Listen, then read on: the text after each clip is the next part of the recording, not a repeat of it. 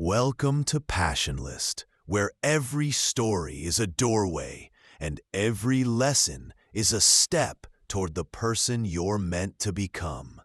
Here, you don't just learn English, you grow your mind, awaken your passion, and rise above the limits you once believed in. This is where you discover your power, the power to build wealth, to design your own future, and to shape your name into a personal brand that the world remembers. This is your time, your journey, your era to rise. Welcome to Passionlist, the place where learning transforms and transformation begins with you. Helen Keller, The Miracle of Darkness, a hidden, inspiring journey in the heart of the American South. On June 27, 1880, a child was born in Tuscumbia, Alabama, who would redefine what people believed was possible. Her name was Helen Adams Keller. She would become, in the eyes of the world, a miracle child. Blind, deaf, and seemingly trapped in silence. But the truth of her story is richer, more complex. A tapestry of struggle, radical thought, and unbreakable spirit. 1. The sudden darkness, childhood and illness. Helen's early days were ordinary. To her family, she was a lively baby, curious and bright. But at about 19 months, she fell ill. Historians believe it might have been scarlet fever or meningitis. The illness was devastating. It robbed her of both hearing and sight. Suddenly, without warning, the world she knew dissolved into a silence and darkness so absolute that she lost even her ability to speak. For years, Helen lived in a world she could no longer sense in familiar ways. She could no longer hear her mother's voice or see her family's faces. She was cut off, but not defeated. In those early years, she learned to communicate in simple, instinctive ways, shaking her head for no, nodding for yes, exploring objects by touch. Her family realized she was still keenly aware, though trapped, and they desperately searched for a way to reach her mind. A miracle worker arrives, Annie Sullivan. At the age of 6, Helen's life changed dramatically. On the advice of Alexander Graham Bell, her parents arranged for a teacher from the Perkins Institute for the Blind in Boston. That teacher was Annie Sullivan, just 20 years old, who carried her own scars. She had struggled with poor vision as a child and understood what it meant to be underestimated. From the moment Anne arrived, she was resolute and uncompromising. The breakthrough began simply and powerfully.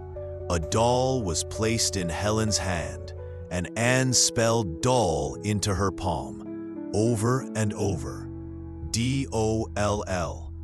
Then she ran cool water over Helen's other hand, tracing the word water, letter by letter. Slowly, something ephemeral clicked. Helen felt a connection, the touch, the word, the thing. A door in her mind swung open. This moment was not just educational, it was revolutionary. Within months, Helen learned to associate words spelled into her hand with objects, to feel raised letters on cardboard, and eventually to form her own sentences. Annie Sullivan would remain Helen's companion, teacher, and guiding star for the rest of her life until Anne's death in 1936. 3. The fierce wild child. Contrary to the gentle image many hold, Helen was, in her early years, stubborn, wild, and sometimes cruel. not a passive, disabled girl waiting to be taught. According to historical accounts, she threw tantrums, knocked chairs over, and lashed out in frustration when she could not communicate. Anne Sullivan, strong-willed and wise, realized that discipline and structure were essential first steps.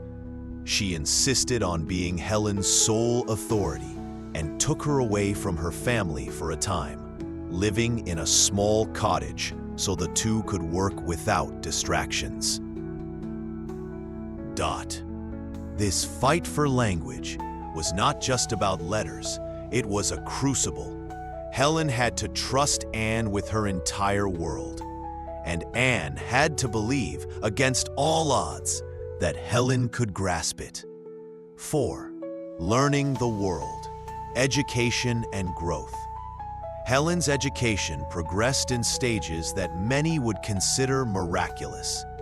She studied Braille at the Perkins Institute during her winters. She learned to speak under Sarah Fuller in Boston, using a combination of touch and finger placement to lip read and feel the vibrations of speech. She placed her fingers on a speaker's lips and throat, feeling each movement, while the words were simultaneously spelled into her hand. At age 14, she attended the Wright Humison School for the Deaf in New York City. Later at 16, she went to the Cambridge School for Young Ladies in Massachusetts. Then came the triumph. In 1900, Helen was accepted into Radcliffe College and graduated cum laude in 1904. 5. Voice from darkness, writing and speaking. Helen did not just learn to communicate, she became a powerful voice in the world. Her first major work, The Story of My Life, 1903, revealed the inner landscape of a girl living in darkness, yet filled with wonder, despair, determination, and hope.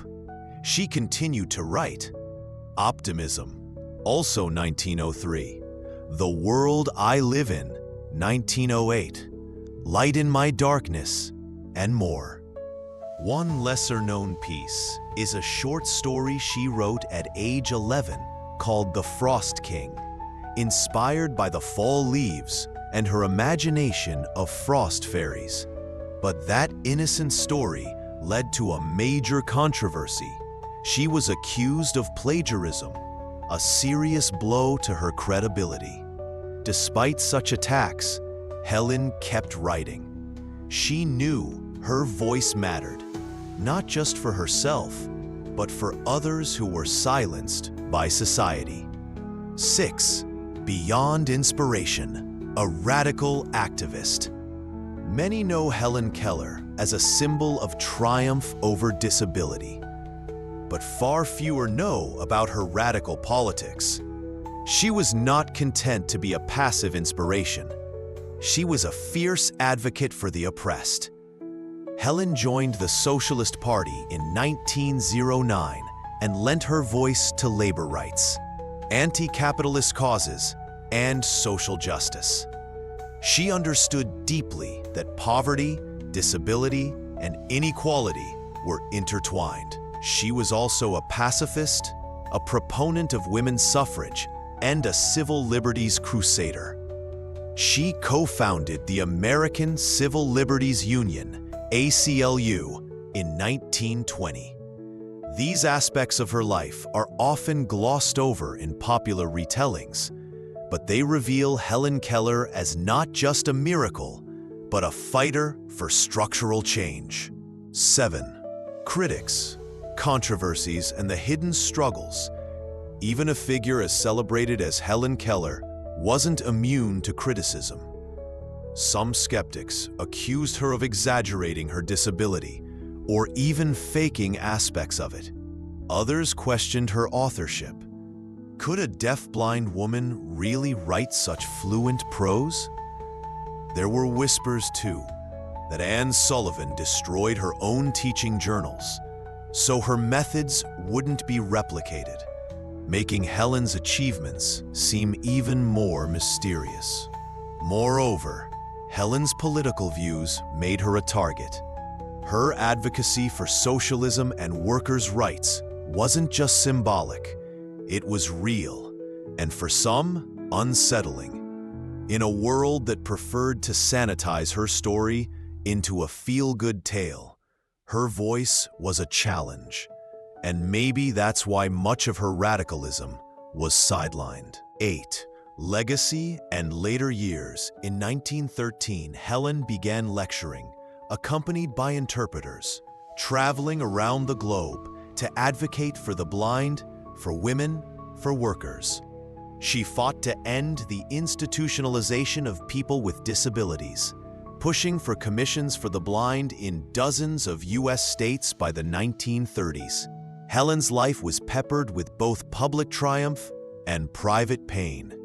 Annie Sullivan, her miracle worker, passed away in 1936, leaving a void in Helen's life that she never quite filled.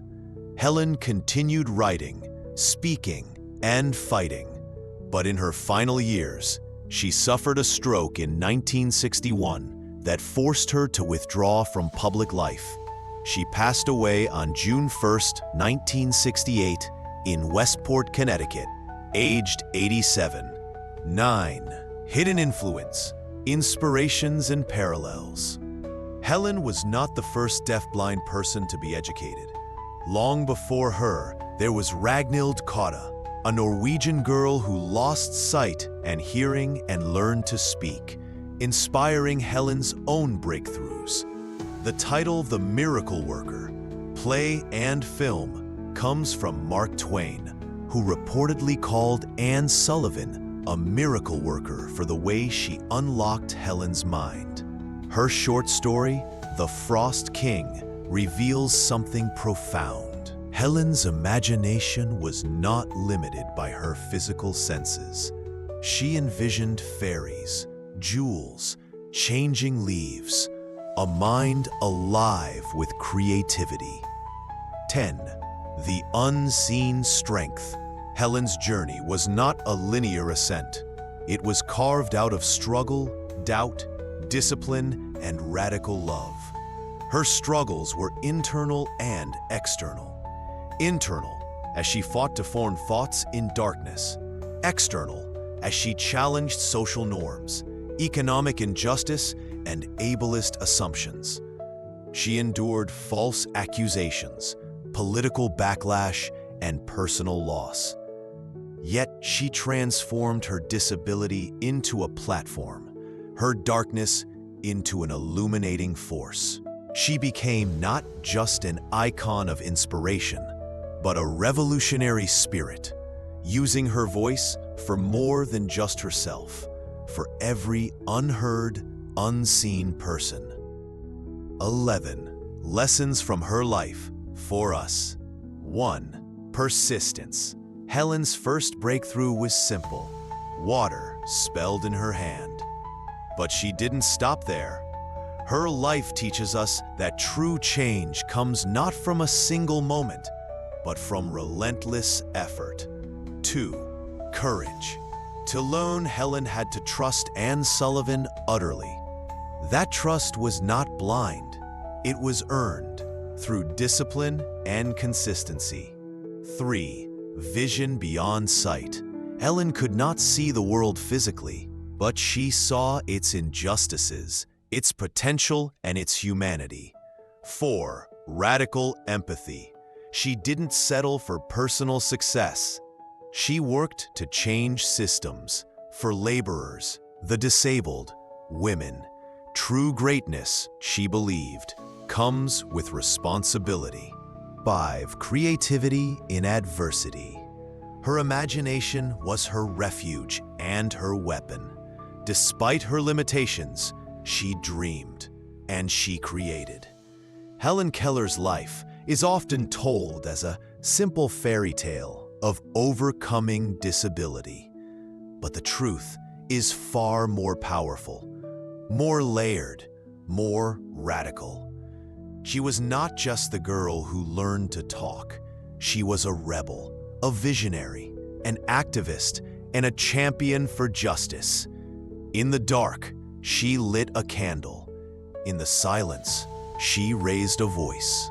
Her story urges us to question the world, to fight for every marginalized soul, and to transform our own struggles into a force for change. As you reflect on Helen's journey, imagine the power within you, the power to endure, to learn, to speak, and to change the world. Because if Helen Keller could turn silence into a message and darkness into vision, then what can you do? Helen Keller, The Miracle of Darkness, Part 2, The Global Voice of Advocacy. After her graduation from Radcliffe College in 1904, Helen did not retreat into a private life. Instead, she traveled the world, speaking to audiences in Europe, Asia, and the Americas. She became a tireless advocate for the blind, the deaf, and all those marginalized by society. What many don't know is that Helen met with world leaders, including Franklin D. Roosevelt, Jawaharlal Nehru, and Mahatma Gandhi, sharing her insights and advocating for social justice. Her travels were not easy. Remember, she had to learn new ways to communicate in each country, adapt to new languages, and rely entirely on interpreters. Yet she did so with grace, courage, and relentless energy. This reveals her extraordinary adaptability and perseverance, qualities often overlooked in conventional stories. 13. Writing against the odds. Helen's writing was not limited to autobiographies. She authored over a dozen books and hundreds of essays, tackling topics like religion, politics, education, labor rights, and social justice. Some of her essays were controversial because they challenged the societal norms of her time.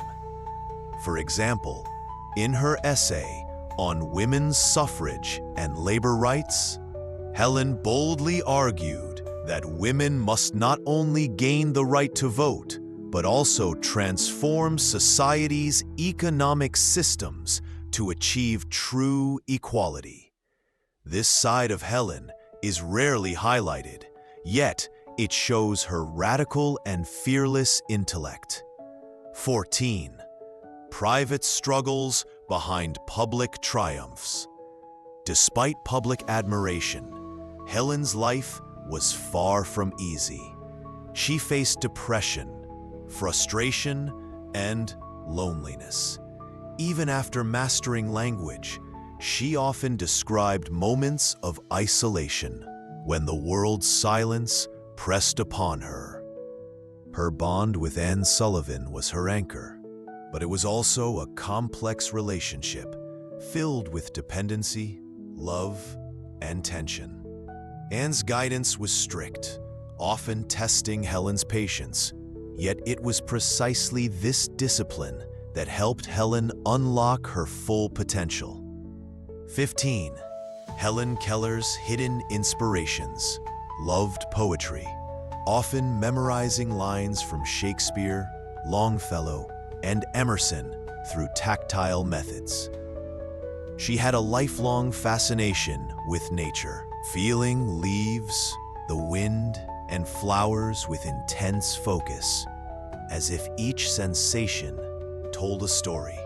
Her fascination with philosophy led her to debate ideas with prominent thinkers, showing that her mind was not confined by disability. She studied Kant, Emerson, and Plato, finding in their words both guidance and challenges. 16. Legacy of empowerment. Helen's advocacy contributed to major reforms. Improved education for the blind and deaf, including accessible textbooks and teaching methods.